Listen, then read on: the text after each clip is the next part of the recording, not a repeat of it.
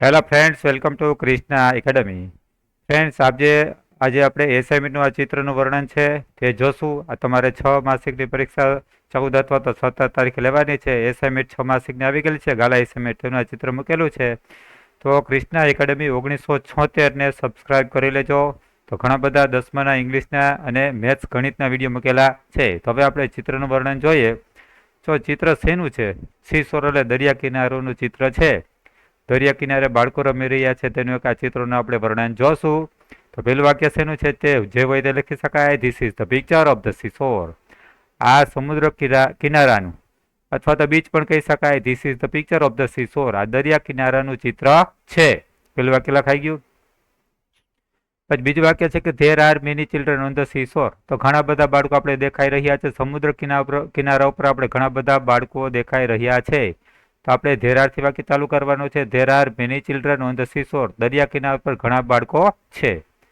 પછી હવે step by step આગળ વધીએ કે બે બાળકો શું કરે છે? રેતીના કિલ્લા બનાવે છે. બે બાળકો રેતીના કિલ્લા બનાવી રહ્યા છે, એટલે મકાન, રેતીનું ઘર બનાવ્યું, તો સેન્ડ કેસલ કહેવાય. તો ટુ ચિલ્ડ્રન આર ક્રિયા ચાલુ છે, એટલે એમી જરૂરત આવી. Two children are making a sand castle.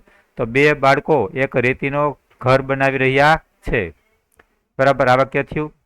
હવે two boys are playing with a ball. તો બે બાળકો, એક અહીંયા અને એક અહીંયા, આ બે બાળકો દડાથી રમી રહ્યા છે. આ દડો આપણે અહીંયા છે. બરાબર, બે બાળકો દડાથી રમી રહ્યા છે. બરાબર, દેખાઈ રહ્યું છે. તો ટુ બોયઝ આર ક્રિયા ચાલુ છે, એટલે એમી વત્તા એનજી આવશે. Two boys are playing with a ball. બે બાળકો દડાથી રમી રહ્યા છે. પછી એના પછી છે બે બાળકો શું કરે છે? Sailing on the raft. તરાપા ઉપર તરી રહ્યા છે ને બે બાળકો. આ બે બાળકો છે સમુદ્રની અંદર તરાપા ઉપર તરી રહ્યા છે. તો ટુ ચિલ્ડ્રન આર શું આવશે? ટુ ચિલ્ડ્રન આર સેલિંગ એટલે તરી રહ્યા છે. ઓન ધ રાફ્ટ એટલે તરાપર. બે બાળકો સમુદ્રની અંદર બરાબર સેલિંગ એટલે તર્યા છે. ઓન ધ રાફ્ટ એટલે તરાપા ઉપર તરી રહ્યા છે. પછી બે હોડી પણ આપણે દેખાય છે. 2-3 હોડી પણ છે. આ બે હોડી તો અહીંયા છે જ. Two boats are sailing on the sea. તો બે હોડી સમુદ્રમાં તરી રહી છે. ક્રિયા ચાલુ છે, એટલે એમી સર્વતાજી બે હોડીઓ સમુદ્રમાં તરી રહી છે.